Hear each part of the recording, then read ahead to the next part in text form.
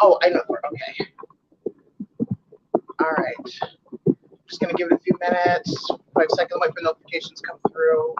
Yeah, let people know we're live. And I can comb my hair better. Unlike TikTok, it takes a minute. There they go. Here they come. All right. And I'm going to comments. All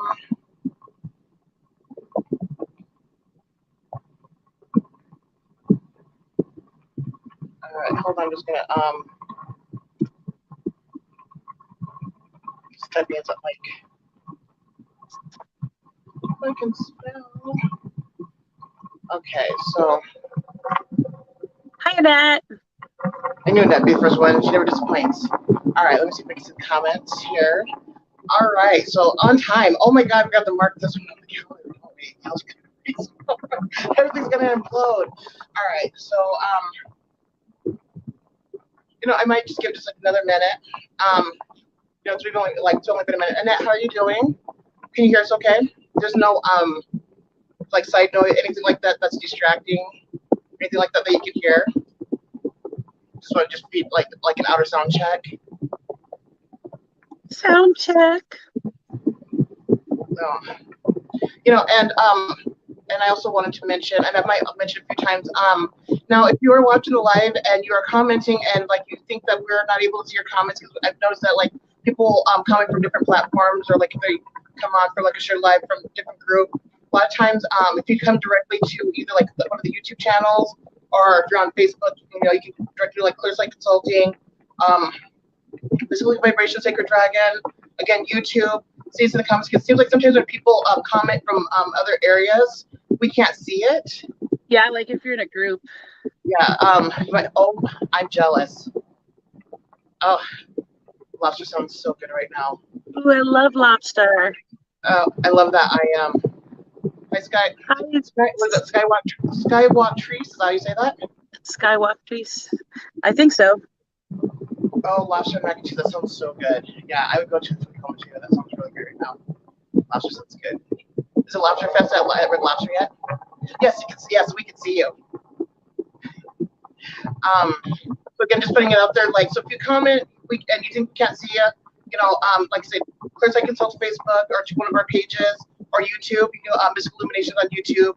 Yeah, we can usually always see the YouTube comments and the ones that are from one of the main pages that we share from. But when you like share to a group, yeah, you can't see the comments, especially yeah. if somebody's doing a hosting or something. And I meant to mention that in our last live too. So, but yeah, that's interesting. All right. The joys of technology. So, but yes, we're going to talk about shielding. We're going to definitely like important stuff. There we go. All right. So, all right, perfect.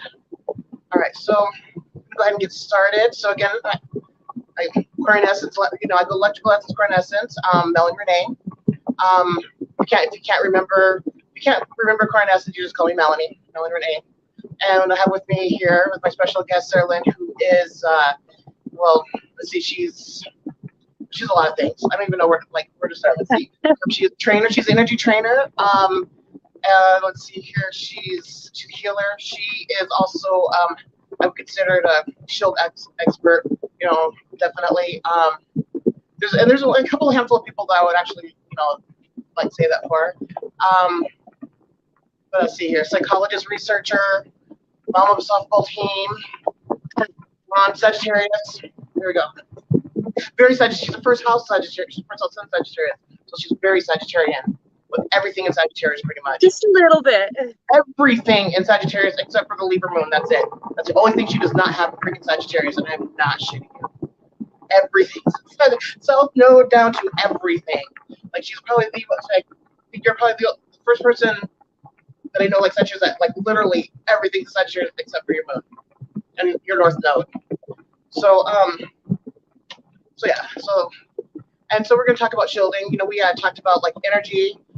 Shielding's very important. We're going to touch base on personal shielding, like dealing with like energetic shielding, types of shielding, home shielding, shielding your children. Um, what else do we have on the topic? Maybe a little note here. How to tell if your shield is compromised. Yeah, we're gonna, give What videos on type what of shielding shield is. works for you? But for the most part, oh, and I'm gonna talk a little bit about color, a little bit like color shielding. Um, which added, like it could be, it can go in for like just something basic, and it also could be added into something like advanced. Someone has little questions here, and so I gotta love Sagittarius. I do. I love Sagittarius. Um, so let's see here. Well, we're gonna go ahead and we're gonna start with basic. So Sarah, if you would please, if you were to explain shielding, like, and this is a two-part question. This is a two-part question. Okay. When it comes to shielding, so if you were to give your definition of shielding, how would you describe shielding? Shielding is basically stopping something. I mean, basic terms when we fight, shields were originally used to block, and that's exactly what they're used in the esoteric and energetic fields. There's energy all around us to kind of make ourselves less compromised to the energy that's around us from other people, from other beings, from other things, from the magic maybe that we do. We place up a shield. So the shield is basically to stop outside influences. So it's basically to shield ourselves, keep our energy sometimes contained, and to not let anybody else's energy through. So the shield is, to block. Okay, and so the second part of that shielding, now, which goes in, it goes into types of shielding. Now, like with shielding, would you say it is like, well, of course, it's like energetically, but like, like on a level, like with just with shielding, like how important would you say that it is for just people, basically in esoteric, communities, mystical communities, psychic communities, like how important would you say like with shielding? Well, I think shielding is very important because there's a lot of energy out there, especially if you're sensitive to energy or if you're empathic. You're going to come out with a lot of energy in any situation that you go in. Any place that there's people around, there's going to be energy. Even if you're talking to some people online, your energetic energies are going to mingle. So if you want your energetic energies to not mingle so much and maybe not be affected by the emotions of others, shielding is highly important. If you do something like I do a lot of spell work, I do a lot of readings, I do a lot of healing. You definitely don't want the energies of people you don't know, people that may cause you harm, to be allowed to enter your personal space. Oh, to answer your question, Skywalker, I'm just gonna say Sky.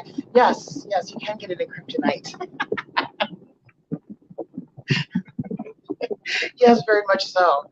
Okay, so Hi, my children. now I really gotta love that. Okay, so with shielding now, a lot of people, like when people think of shielding, like where do you think people make the biggest mistake when they think of shielding? Well, I think the biggest mistake that people make is that there's one type of shield, most common kind of shield, which is bubble shielding. So you basically put a bubble around yourself, and I think they put that bubble up and they forget about it. So they're like, "Oh, I'm shielded, I'm good." That's not the case. I mean, bubble shielding can be effective on some things, but even with bubble shielding, you have to go back and kind of make sure it's still there. You have to make sure there's no breaks in your bubble. It's not a one and done type thing. It's a thing that needs constant maintenance. Kind of like, you put a wall up around your property. Over the years, you have to assess it. You have a dog. Your dog might, chew a hole in the bottom of that fence. You need to go and reassess that fence and, put maybe a patch over it. So, years down the road, maybe termites got into your fence. So, you got to replace the boards that were affected by termites. So just like things in the outside elements of nature can affect, like a wall that you would put up. It's the same thing with your shield. Energy is all around. Different types of energy can corrode or corrupt your shield. So you need to go back and do maintenance on it. And that's what a lot of people, forget to do. Now, I do want to mention there are some people that do have like a natural shielding, like a layer of natural shielding. And then there are also people like for an example, like I remember being a child and that was like the brick wall thing, that was like a shielding thing, especially like in certain situations. Like I used to in my mind, the brick wall, that was and that just like have that like that safe and security. But I think a lot of times, like I think when people think like shielding, they a lot of times they think it's just like one and done. There you go, it's up. Yeah, there you go. But I do want to mention, like when I got into advanced shielding, one of the things like with advanced shielding, like if you have like somebody help you with it or go through it, and not everybody has it like the visual, the third eye to be able to see through, like to actually see it as like being done. So a lot of times it has to be like a clear knowing or energetic thing or like a feel thing,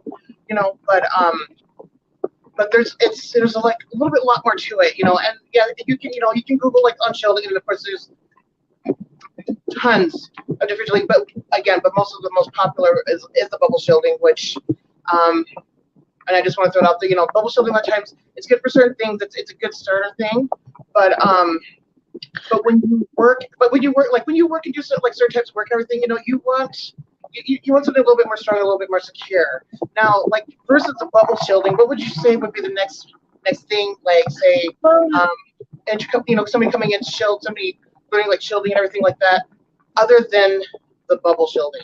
Well, I think you have to like determine. We have to come to an agreement that there's different types of shielding. There's three main types of shielding, and within each of those categories, there's a lot of different methods that you can use. The first is a passive shield. Passive shield doesn't do anything. It just goes in front of you. It's like, you put up a screen in front of you or you put up that bubble around you. It's not doing anything. It's very stationary. The second type of shielding is an active shield. Now, your active shield is going to do something. It's going to change. It's going to move. It's going to have some type of motion in it, which is why it's an active shield. Then there's combination shielding, which is a combination of using, passive shielding with active shielding. So part of your shield isn't going to move, and then other parts of it are going to move. So as far as that goes, the easiest method is, passive shielding. But if you want something a little bit more secure, you'd go on to an active shield. And there's a lot of different methods you can use under both of those. If you want the best methods, you're going to use a combination of both. So you're going to have a multi-layered shield where some of the parts are moving and some of them are not. Now, would you say, like, when it comes into an active awareness of shielding, like, how important do you think that is when say, somebody is shielded up? When it comes to the active, like, awareness of, like, when you're, doing certain things with your shielding?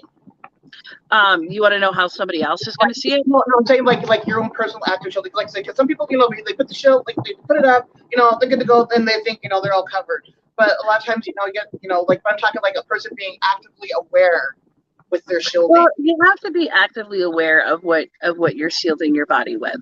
So, I mean, you can just, like pop up that shield, but you still need to maintain the energy to keep that shield, because eventually it's like blowing a bubble. If you blow a bubble, eventually that bubble's going to pop.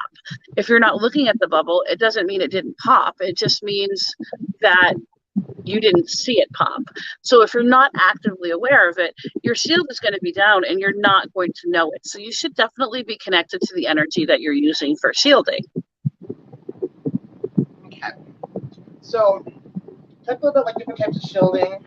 Now, what's like okay, so I did want to touch base just one more thing, like with bubble shielding. Now, what would you say like the downfalls of bubble, like just bubble shielding, like? Well, the downfalls of bubble shielding is, it doesn't move. It's very easily seen. Most people are aware of it. It's something that's very prevalent out there in the community, and it has weak points. If something doesn't move, the points that it comes together, the point where you created it, which usually when most people make a bubble shield is, they picture the ball around their head, and it encompasses them. So either at the bottom or the top of your head, you're going to have that weak point where the bubble, started. And anybody's going to be able to find it because it's going to look slightly different. It's going to be a weakened point. So somebody that can see any type of energy or energetic type energy, they're going to be able to see where that weak point is. And if they hit at that weak point long enough and hard enough, they're going to be able to, pop your bubble. And there are some people that can just step back, and you can be lit up. And some people have that gift; they can see right through it. Like, you may think, you've got like stainless steel, gold, and so you can just step back and just see right through right through it. And some people just have that yet. So, and I do want to throw that out there. There are some people where like they do see like if you're like shielded up, like some people like to mess with it, tap on it, So, but for the most part, a lot of people actually can't see your shielding. But the bubble shielding isn't like inherently bad.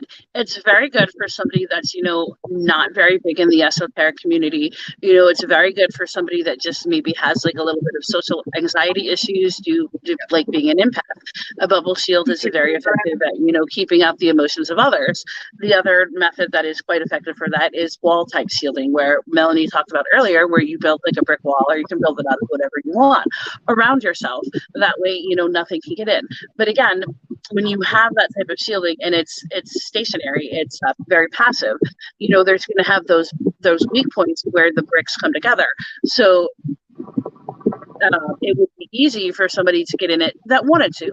But if you're not very active in the esoteric community, you don't do, like a lot of readings, a lot of spell work, a lot of stuff on the astral plane, you probably don't need anything that's any more advanced. When you start doing the more advanced things along your path, that's when you need the increased shielding, because you're putting yourself out there for others to see. You're putting your energy out there and you're attaching it to the work that you're doing. Right, and like people that astral travel, you should be shielded and protected. People that shadow walk should be shielded protected. People that do any type of healing type work should be shielded and protected. Anybody reading, all of that, you should, and it's a wall of privacy too. Well, let's take a second and talk about why they should be protected. You should be protected when you walk on the astral plane, because it's not just humans that are on the astral plane. And some things, eat our energy signature that are out there. So when you put yourself out there on that astral plane and you're not kind of shielding yourself, which is a type of cloaking mechanism, you're leaving yourself very open and vulnerable to energies out there that may not do you well. They may very well wish to do you harm. So you need to be proactive about keeping yourself safe when you're doing things that are a little bit more risky. Right. And then people that do shadow walking and everything, one thing a lot of people don't realize is like you literally are like a wide open light. Wide open. Like that's one of the things, like people when they start getting interested in that, like, and it is a cloaking, and it is, you want to protect your energies. You don't want to be seen. You want to be able to, do your business, and not draw any, you don't want to draw any extra attention. A lot of people, they go astral traveling and shadow walking, other types of things, they're just, just out there, just, hey, big old beaming, here I am, You've opened up the doorway to kind of explain why it's important to shield. And one of the biggest reasons is to keep balance within yourself. People think, well, how does shielding create balance? Well, it creates balance because each of us have our own energy. And when we balance the energy of others, it kind of throws us off kilter. So when you shield yourself on a very regular basis, especially when you're around people, you're going to be able to keep your energy contained so that it's not, getting out and affecting other people. But you're also going to be able to keep everybody else's energy out from affecting you. So it helps you to have more control of your surroundings, more control of your situation, and more balance within yourself. Right. And, and again, a privacy thing, total privacy thing. Yeah, I mean, privacy is a real big thing, but also it prevents attacks.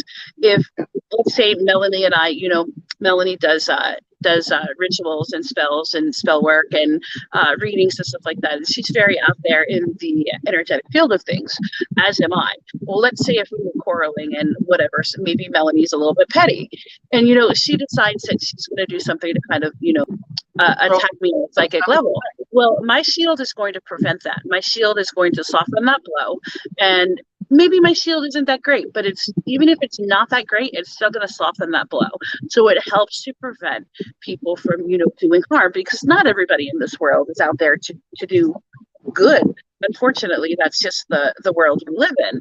But it also, keeps others from like invading your privacy, and it allows you to control access over who has access to come into your personal space. And who can read you, and because some people will do that. Some people will just go out of their way. Think it's okay to read you, to know your personal business, know your personal, mystical, like, stuff like that, and some people do. They just like, oh, and it's just like, no. But, again, privacy, and then and you energetically, allow in somebody, and it's just like a doorway. You just don't want a big old welcome mat out there, and also too to be aware if somebody is doing that, because it's just like, whoa, wait a minute, why are you pushing up on my shield? But it's definitely important. And again, and it's great for people that have really bad anxiety, are very sensitive to other people's energy, and it doesn't hurt, children, or teach them, teach about it, because again, a lot of children have social anxiety or very sensitive energy, especially for preemie babies and stuff.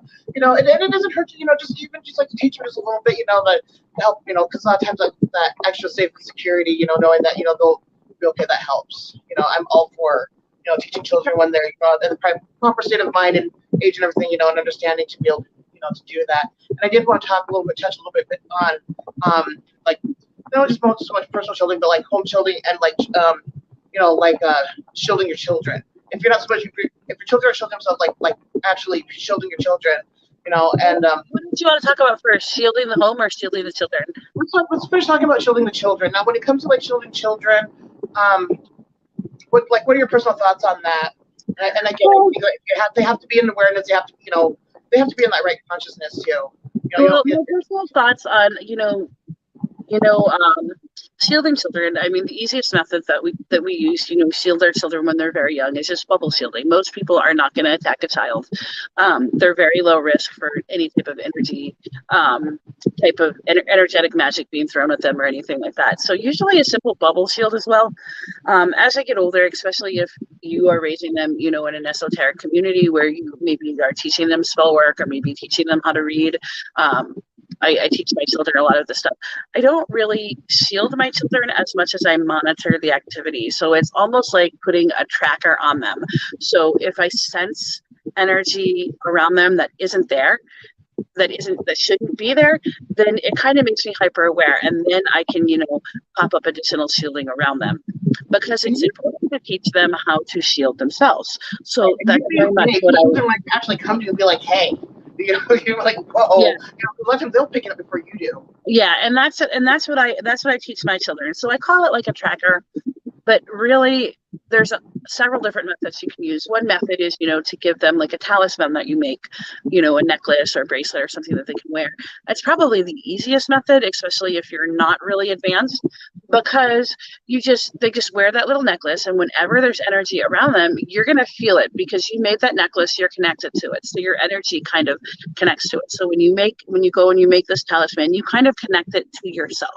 So that's a piece of you that you're giving them. So just as if you would feel it if something attacked your shield, you would feel it if something, alerted you to, their boundaries.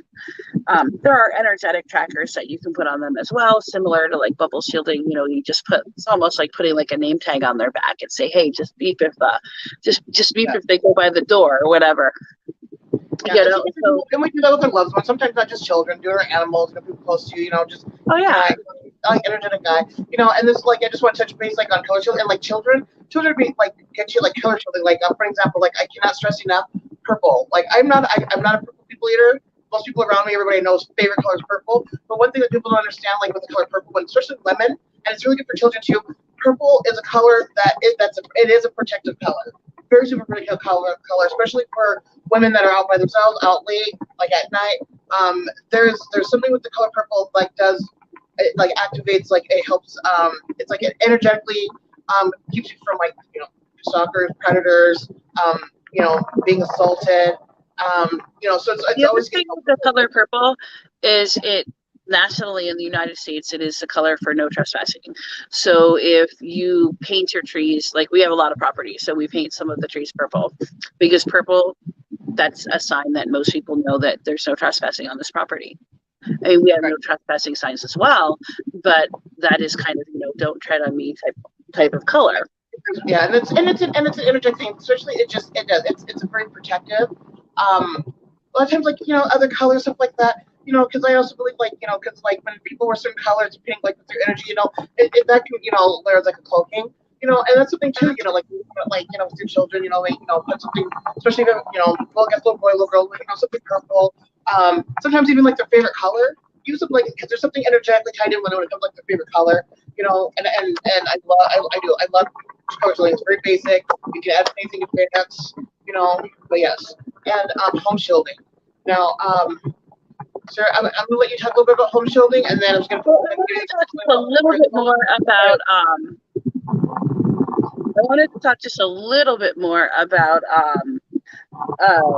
shielding children. With shielding children, there's also you can also do an active or a passing shielding. The active shielding would be much more advanced because it would involve keeping active things up on someone else other than yourself. So you have to have a lot of energy or know how to draw a lot of energy in order to do that. Okay, now we can talk about home shielding. And a lot of times your children, a lot of times will let you know before you do. But it's good, especially if you have real active children or teenagers. Now with home shielding, there's a couple different things I like with home shielding. There's got something very interesting that I think is absolutely just neat. Somebody says, can you give me an example of an active shielding? An active shielding would be like shield that moves. Yeah, I can give you an example of active shielding. I think Melanie was going to do that was going to have me do that a little bit later, but since you asked, I can definitely. Yeah, and Sarah's got a couple of really good examples too of we talk about active shielding. Yeah, one type of active shielding is what I call the ring method, and it's basically you take a hula hoop and you spin it around your waist. And it's just like a hula hoop of energy. I usually tell people, pretend you have a ring on your finger, make a ring of energy around your finger. Take that ring out and expand it so that it is, the size of like a hula hoop. Then you put it around your waist and you spin the hula hoop of energy. That's going to keep other energy out. Now, you can take that to the next level by slicing it in half and having another hula hoop. And instead of having it go the same way around your body, like a hula hoop is going this way around your body, have it spin the opposite way. So that way, when energy comes in, it's less likely to get it. And you can split it a lot of different times, as many times as you're able to keep it up. But active shields are a lot more difficult to keep up on a regular basis than they are to keep up on, than a passive shield would be. So it takes a lot more energy, a lot more, skill, a lot more, what's the word that I'm looking for? A lot more cognitive awareness to be able to keep that up. And a second form of active shielding would be instead of making a wall in front of yourself for that shield, you'd make like a labyrinth, and that labyrinth would shift and change. So those are just two very, basic examples off the top of my head of active shielding, but there's many different ways you can. If you have like a still shield or bubble shielding, it's like layers within the shield, like layers within the layers that are active. That's another form too with like active shielding. Yeah, and with active shielding, there's a couple different types of active shielding you can have. You can have the active shielding that just works on, like a defensive level, or like a defensive level. So it just kind of keeps things out. But you can also have it work on an offensive level, so that when it is attacked, it does stuff in return. Yes, BDS says fire circle work. Oh yes. Yeah, a fire circle would work, especially if you're able to spin it. I don't specifically use fire. I use I guess what you would call ether energy. That's what I use on my own personal hula hoops, as you will. And whenever I'm in a really, really high stress situation, I make sure I have a lot of hula hoops going in multiple different directions because I don't like things to get in. I am a pretty guarded person when it comes to my inner self and people entering that field without my consent. And so fire circles. That's awesome. And another tip too. And we do teach on like an energetic course. Where we do get into shielding and get into other layers and more advanced techniques and stuff like that. When it comes into shielding. It gets pretty badass. I'm surprised Leanne and Blue Flame here because we talk a lot about like the shielding, but yeah, I mean you'd be made like when you start getting more into like the advanced and understanding, and some people are just natural at it, and then there's some people I had to work on it at first a little bit more when I started getting into more intermediate and advanced shielding, but there are some people that take to it, and some people get like really wicked creative. Some people get intimidated by it because it's a lot of work. When Yeah, you are it is a lot of work. continuously trying to keep up this shield, at first you can't keep it up very long, and then like later it becomes like second nature.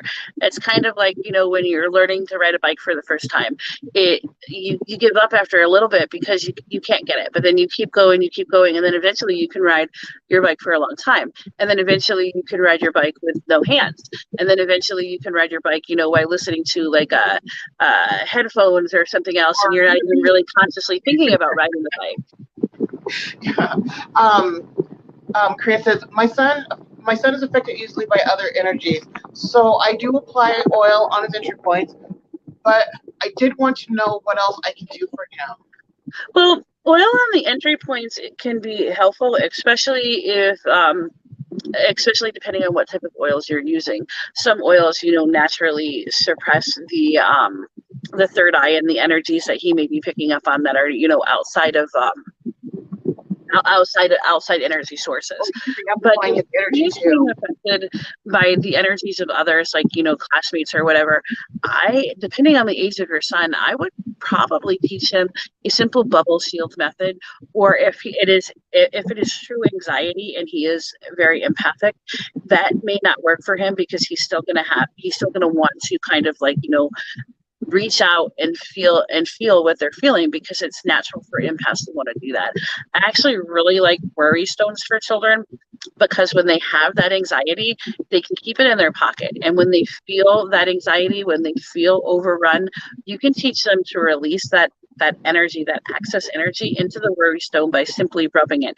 And it's very inconspicuous because they're very small. Yes. Well, you know, yes, I was going to say crystals, especially a crystal that's energetically like connected to them. You know, because some people are energetically connected, stronger to certain crystals than others. And I do want to throw out there Bumblebee Jasper. It's one that's known for Leos. It is toxic to some people. You know, so again, I always have to, when I talk about crystals, I always have to throw that out there. And like selenite, do not get selenite wet because it's toxic. So just putting it out there. Oh, you're good, thank you. She's like, "Hello, ladies, how are you?" So yes, but little kid crystals, especially like at night, like if a kid has a hard time going to sleep at night, or is very super sensitive energies, or if your child's gifted, you know, and you're trying to get them comfort in that, crystals are amazing, and they love them. They will bond with them and form like an energy with them. Like I cannot stress enough. Crystals are amazing for children, you know, and especially age is a big part too, and not having to put it in their mouth. You know, children really do well with things that they can hang on. I find that children a lot of times are resistant to like necklaces and things that they have to wear. But if you give them like something special and tell them, you know, don't let anything happen to this, and they take it out and they play with it, like the little worry stone that I was talking about a while ago, sometimes that's a little bit better for them. And I really like lapis lazuli for children because it has that nice calming energy. Yes, lapis is nice. Rose quartz is nice too. Tiger eye is really that has a very love and sensual energy as well. Tiger is a very protective one as well, and it's great. You should always have a tiger eye in your car anyways, because it helps with safe traveling. Oh, black tourmaline. Yeah, black tourmaline is really powerful, but black tourmaline also draws negative away from you. Yeah, black tourmaline is good. A lot of times, like black tourmaline in combination something, you know, with others. Oh, he's 4. So yeah, so 4. Like, that's good, especially if like if you have crystals, and you know, like mom's pretty crystals or dad's pretty crystals. You know, a lot of times when they have their own crystals too, that's just a lot more special to them. Yeah, Karina, a worry stone is like a little small palm-sized stone that's maybe like this big right here, and it's got like an indentation in it, so you can rub your thumb in it like this, and they like it because they're highly polished and they're very shiny, so they like the way that it feels. I have a couple of them, and I like the way they feel as well. So yeah, and lapis actually is a great starter stone, not for children, but for people coming into the psychic community, people whose gifts are psychically awakening or coming in this community. It's one of the most, and a lot of times when people first come into the community, a lot of people, like a large percentage of people will say that's the crystal that called them or got their attention. A lot of times is a lapis. Yeah, or moss agate. A lot of people like that one as well. And labradorite, labradorite's the other one. Labradorite is a highly psychic stone. It enhances all psychic ability. So I would not recommend that for children that are having problems with, you know, energy around them. because it is a highly psychic stone, it's going to bring that psychic energy towards them rather than take it away from them. But yeah, rune stones are great, and they're not expensive. They're one of the cheaper kinds of stones. So you can probably pick one up for $5 or $6 at your local store. Yeah, you know, like little lapis. Yeah, lapis is like that's usually the calling crystal that they call people. Yeah. Now, I like that. You know, I want to just say, you know, if your child is very young, like 4, some people might tell you, you know, selenite clears and cleanses the area. I would not give that to a child because it's water soluble. So that means if the child puts it in its mouth, pieces of it can, you know, come off and yes, and it can cause some issues. So I would never give like a soft stone with, you know, less than 4 for hardness to a child, and selenite is definitely less than 4. So there are crystals I use that are great for bathing with. You want to be like crystals that are more like rocky type crystals. Those are really good for I used to bathe, like, bake. That's what I miss about having a big garden. Big, you know, like real rocky, you know, crystals, stuff like that. What's the name of the stone that you would not recommend? Oh, that's okay. That's not reason to sell it. Selenite. Selenite, because it's really, really, it's a soft stone. Anything that is water soluble, so anything that has a hardness less than maybe 4 or 5, you want to stay away from for children. Now, they are great for adults because we as adults know, you know, you can't put some things in your mouth. But children often don't know that. Children put everything in their mouth. They experience the world through, you know, that sense. So you need to be careful to make sure that you give them stones that are age appropriate. Yep, mouth senses. Yeah, very much so. I mean, that's a pretty stone. I love the pinks in that. It is, especially with the ruby. Amethyst is really good too because amethyst is a protective. It is a psychic protective stone, and especially if you have Pisces children, especially if you have Pisces children, and also amethyst also balances your emotional energy. Like it balances it, like keeps it on a level, and you know, and so not only does it protect and it's psychic energy stone, it balances emotions and it helps, you know, from like the whole teeter top. That's why it's the perfect stone for like Pisces, you know, because they're always processing their emotions and everybody else's emotions. What about bonded agate? Banded agate is a decent stone. Agate has some healing properties as well as some cleansing properties, so agate would be fine. And it definitely has a hardness of over 5. Yeah, also like like crystals that I got from the net from selenite. It is always like a rather clear stone, but depending on where you get your selenite from, it can have like trace elements of other, you know, minerals in with it. So sometimes you might see a piece of selenite that's like slightly pink, slightly yellow because it has calcite in it, or you might see one that's like really, really white and less clear. All of those, you know, are forms of selenite. And energy and crystals do absorb and release energy. A lot of times, like for example, like I have this old selenite one, and I'm just watching it darker and darker, you know. And a lot of times you can watch like when they're absorbing an energy. But I do want to throw out that, you know, like BG Hug meditation crystals. Go to her. She's great. I don't know, Ned, if you still do like combination bags, like with the different crystals and stuff like that. Like she just posted some really cute items on her page. Super cute. Like little animals, like the cute little animals, and the I like the little dinosaurs. Great quality crystals. Again, I'm saying, you know, BG Hug meditation crystals. Facebook page, check it out. I'll put a link in. Yes, and so let's and she knows the crystals, like you know, if you want to get a bracelet, I mean, any of that, like I highly recommend. You know, especially if you just want some like especially, you know, just like some little small crystals, or get like little combination crystals, put like a little baggie, tie it, you know, keep it with you. She is the one to go to. Okay. So again, BG Hug meditation crystals. Yes. And oh my god, like some of those crystals are just like the heart ones, like oh my god, like they just like I couldn't stop staring at that one. I really want it. I like the ones that are shaped. Sometimes they're cute. And so so then we get to like home shielding. And going back to crystals, just home shielding. There's different methods to shield your home. You can do it crystal grids, but cleanse your house first before you do a crystal grid. Dum Dum here got some really cool garnets, and you know you can put garnets in each 4 corners of your home. But make sure you cleanse your house first before you do it, because you're just trapping in everything. don't do what I did. But I realized, with home shielding, as Melody said, you want to cleanse your house first. If you don't know how to do that, you can do it with music. You can do it with beating drums. You can do it, by washing your floors. Maybe put a little bit of essential oil in there. You can do it by burning some incense. Lavender is a good one. Palo Santo is a good one. Sage is another good one. After you have, cleansed your home, you can set up a crystal grid. Now, it's important to know exactly what you're considering your home. Are you considering your home just your domicile, or are you considering it your entire property?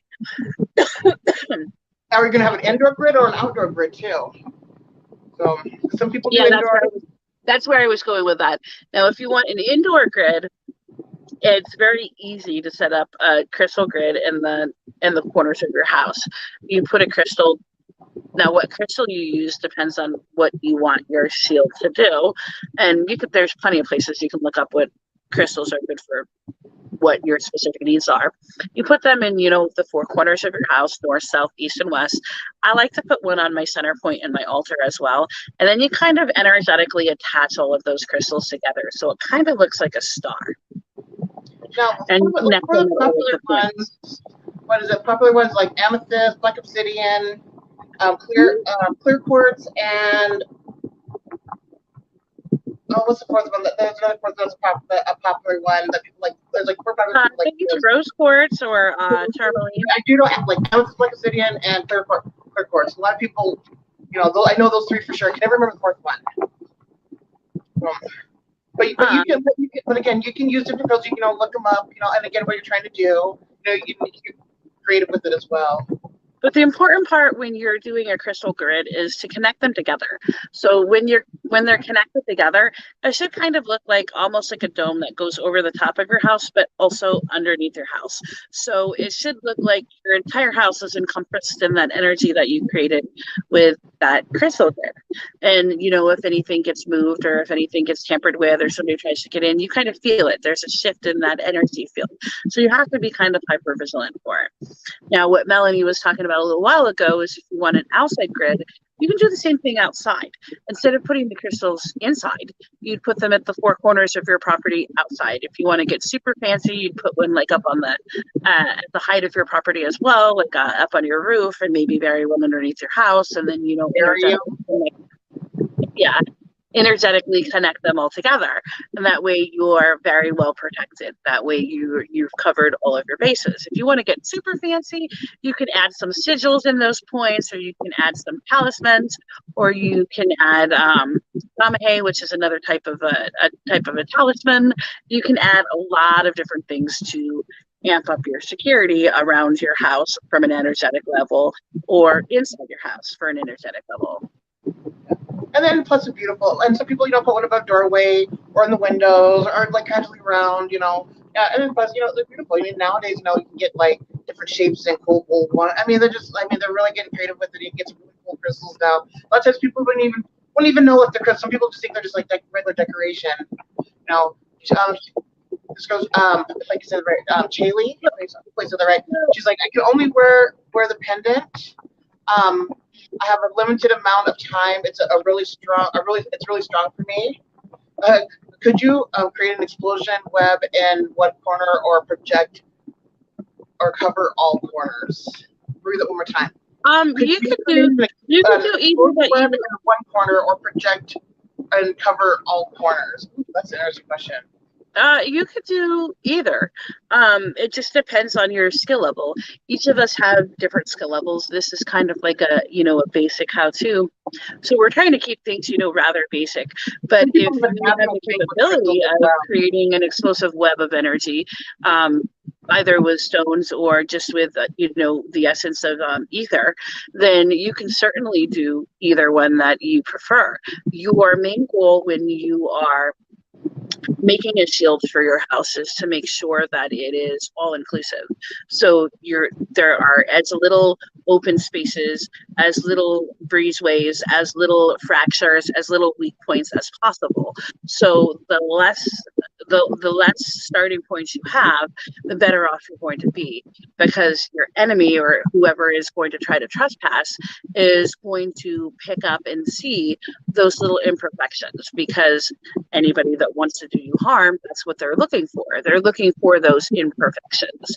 So your ideal goal is to make it with the least amount of imperfections and the most amount of potency. Yep, I just want to say, yep, hello, Remy, she says, hello, how are you? We're doing great. And that's a good question too. Now, like a lot of times, like because some people, like I said, some people have a natural, like, connection with energy, or like if they do, especially if you do any type of energy work or do any type of Reiki, like, that's even better, or like learn, or like energetic type stuff for Reiki, and you set up, and then you do like, I don't know, like a start point. Some people, some people can do that. Some people, they might have to do it a little bit differently. But yes, I know what you're talking about. But if you are very well versed, like you like sometimes you just energetically just know.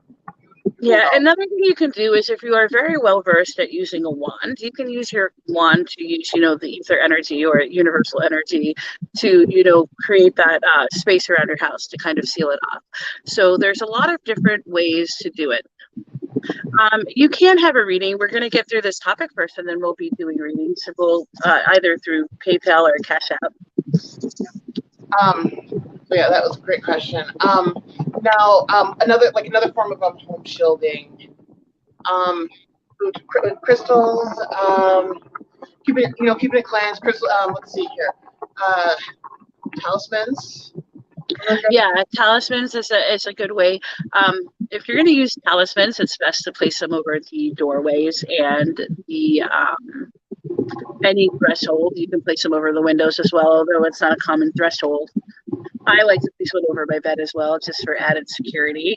Other things that you can do that involve tools are, placing red brick dust or something of the like, or cinder over the doorways and windows to prevent those that are going to do you ill from, entering the home to begin with. So yeah, and home shielding's good. I mean, it's your home, it's your protective thing. Again, just like with your personal shielding. Yeah. And it is, I have, especially if you work in the esoteric community, you work in this community, you do psychic work, tarot work. It's good. It's good, and things are going great anyways out there.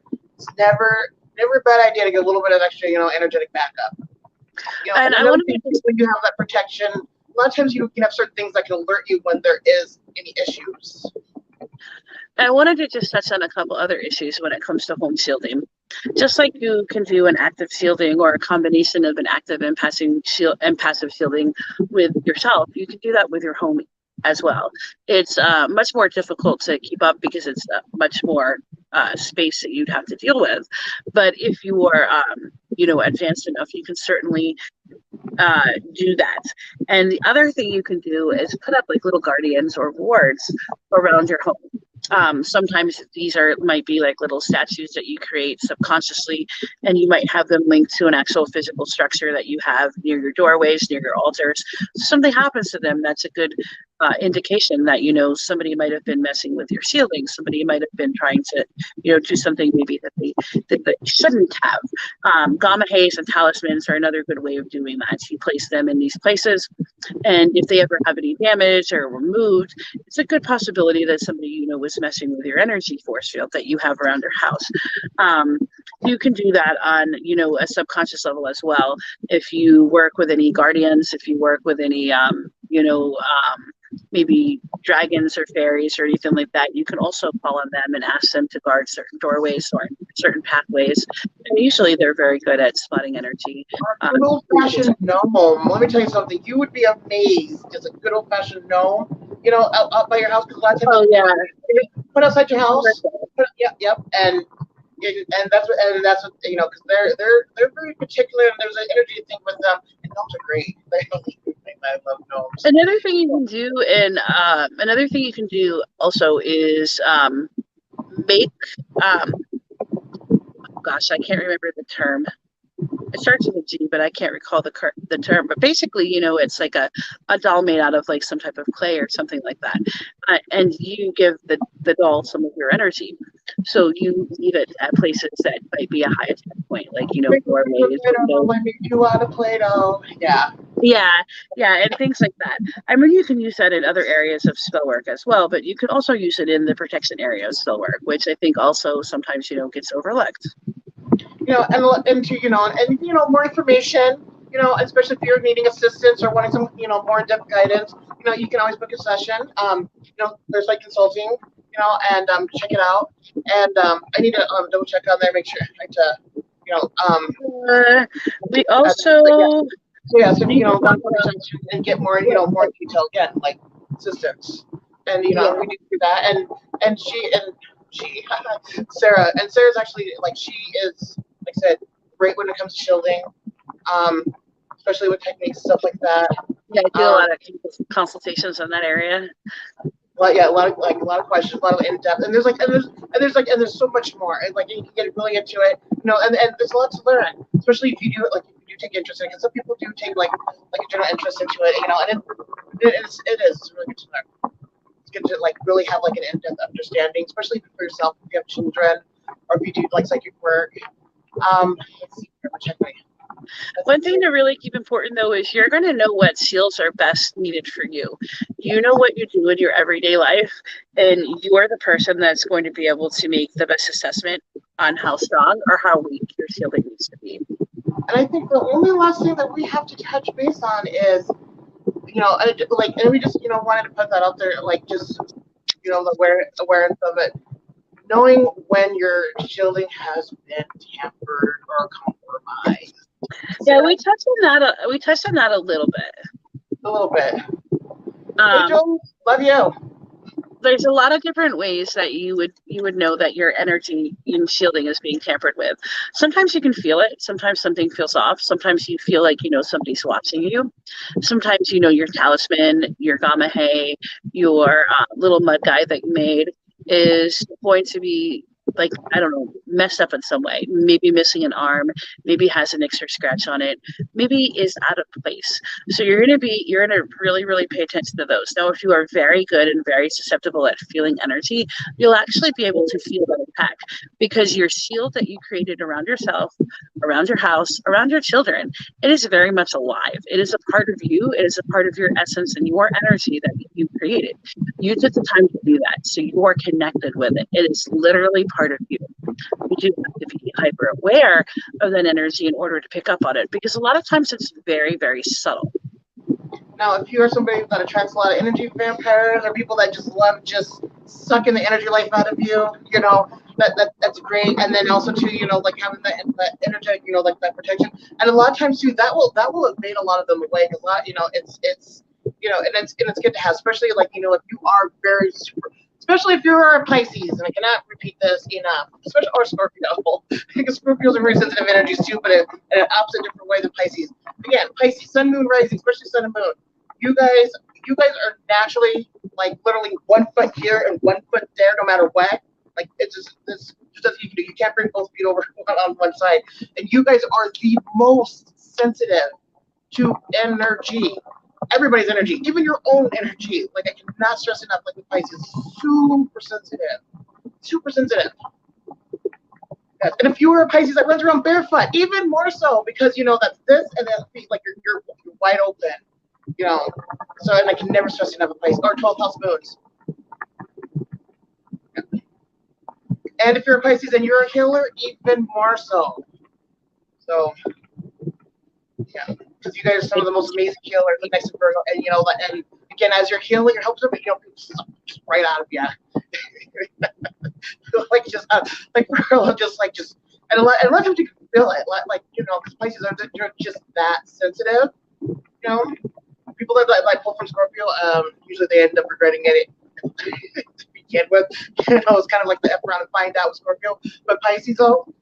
You guys are like that raw nerve that's always openly and exposed all the time. Oh my God, we just have a Capricorn baby. Oh my God, that baby's gonna be. Oh my God, that baby's gonna be mean, and that baby's gonna rule that house. Oh my God, she's gonna have a little old man or old girl baby. Like literally, they age backwards. That's awesome. That's awesome. Yeah, that's Julia. Jules. Julie. I call her Jules. Who is a Sag Moon? Absolutely. I swear to God, I cannot get away from Sages, but I love it. Love Sag Moons. Oh. Yes, and she's a very fiery Cancer. She's more fire than she is Cancer, anyways. So, all right. I think I covered all of our points. I think somebody wanted a reading. I think I read that. Still here. Let us know. I will put LinkedIn.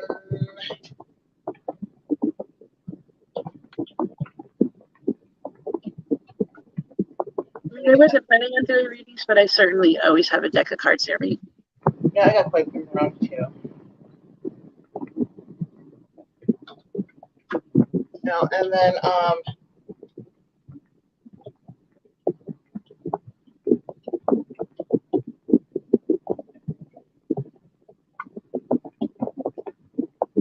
not. I have to get a keyboard. This is a brand new keyboard, and I absolutely hate it. It's just too flat. Let's see. There's my email. If you need to go through PayPal, and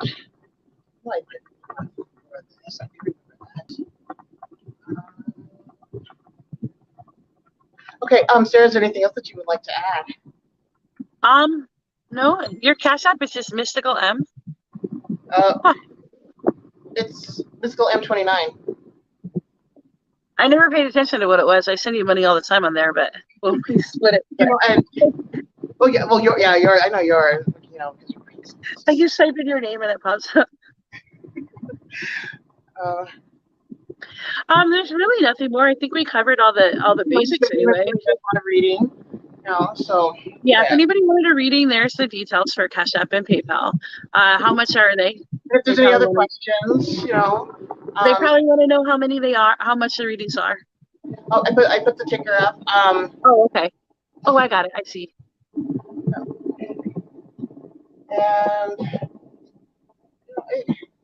I love this today. I've got quite a few decks in here. I got a few ones I really need to pull out and really.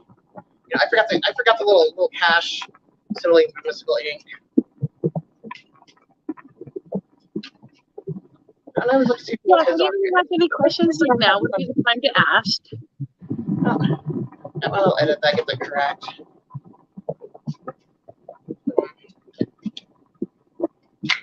The one that says showing where's the one pendant because the energy is really strong. Some people are very, very sensitive to crystals. Some people really are. Brutal to crystals too, aren't they, Sarah? Sure, go ahead and ask a question. What did you say, Mel? I know some people like brutal and cruel to crystals, aren't they, Sarah? Oh yeah, I have a tendency of breaking them. Yeah, not so nice of them. I love them, but I can't really. I can't really hang on them. I'm like the siren song with them. They crack and they break. I keep crystals in my purse, my wallet, my car. I usually have them on me, like in my I have a certain pin that I carry around with me. Like I never leave home without them. I have this one that I wear, but I am like super scared that I'm gonna crack it. So like I only wear it for like a little bit of time. Yeah, and then that thing's like get me out. It's silver, so it's a conductor, and I already have a high vibration, so I'm scared I'm gonna crack the turquoise. Girl had a question. She's like, "Oh, there's Tammy." Yes. Oh my God, Tammy, you have been on my mind the last couple of days, and yes, and the one that like literally you can ask her, like I literally almost had a complete meltdown when I could not remember where I put my Hawkeye pendulum. Literally, almost had a complete meltdown. Like that thing does not like stay too far from me, and it's my baby. Love it. It's like one of the I do. I love it. It's a guy from a very cool Virgo who loves you. Remy, that question that you'd have to book like a session with us for, so we could give you a more in-depth answer to that question. And something that this particular video isn't designed for like reading. It was an educational video. But so so we're gonna go ahead and end here. Reading together because we didn't really set up for it. I mean, we could if somebody really wanted to. Yes, look at you, Tammy. When I was being a Virgo in my life, that's the Virgo that I need in my life. Like, I miss you so much. So yes, and if any questions, you can always leave comments even after the video. We'll see you. Oh, we miss you too, Tammy, and love ya. It's been a while. We've just started going back at live on YouTube and Facebook, but we've been hitting TikTok. Well, I have been. Melanie's been lately. She's been killing it. She's been killing it. I'm kind of like, I don't know how to feel about it. Really good for me. I very much enjoy TikTok. She does, and her TikTokians. My TikTokians, yep. I have a bunch of them. All right, you guys, you have a good night, and again, Pleasure, guys. We'll see you next week. Bye, guys.